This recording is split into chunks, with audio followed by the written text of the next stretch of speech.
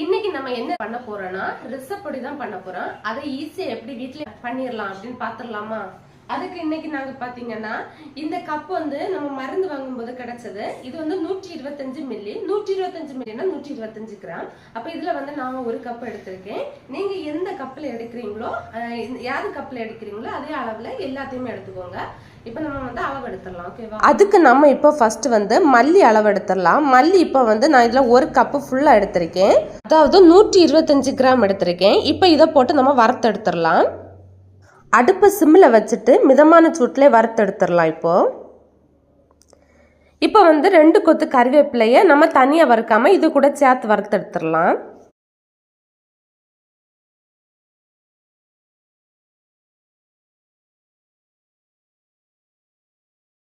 மல்லி எடுத்து அப்படியே கையில் வச்சு பிரிக்கி பார்க்கும்போது பொடிஞ்சு வந்ததுன்னா கரெக்டான பதம். இதை எடுத்து அப்படியே வந்து ஒரு பாத்திரத்தில் உரமாக வச்சிடலாம்.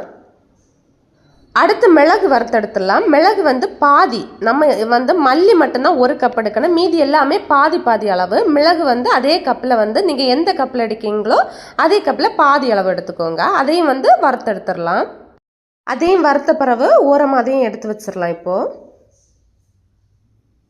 அப்புறம் சீரகமும் அப்படிதான் பாதி அளவு, அந்த கப்பில் பாதி அளவு எடுத்துக்கோங்க. இதை இப்போ போட்டு வறுத்தெடுத்துடலாம்.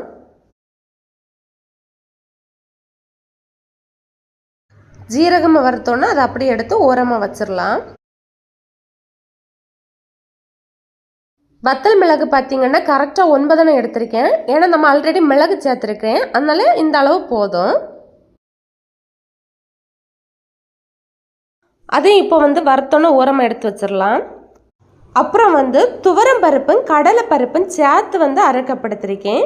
இதில் வந்து துவரம் பருப்பு மட்டும் இருந்தாலும் அரைக்கப்படுக்கலாம். நான் இன்னும் ரெண்டுமே சேர்த்து துவரம் பருப்பும் கடலை பருப்பும் சேர்த்து அரைக்கப்படுத்திருக்கேன். இது நம்ம இப்போ வறுத்தெடுத்துடலாம். இது நல்லா வறுப்பட்டோன்னு ஒரு நல்ல மணம் மணக்கும்.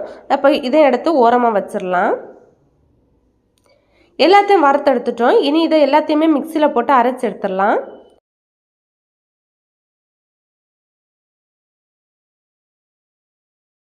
அப்புறம் இதை மிக்சியில் அரைச்செடுக்க முன்னால் 2 பொருள் சேர்க்கணும்.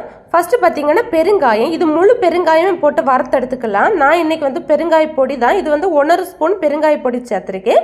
அப்புறம் 1 ஸ்பூன் வந்து மஞ்சள் பொடி. இது எல்லாத்தையும் சேர்த்து இப்போ நம்ம அரைச்சி எடுத்துடலாம். மிக்சியில் எல்லாத்தையும் போட்டு மிக்சியில் நல்லா பொடியை அரைச்சி எடுத்துட்டோம்.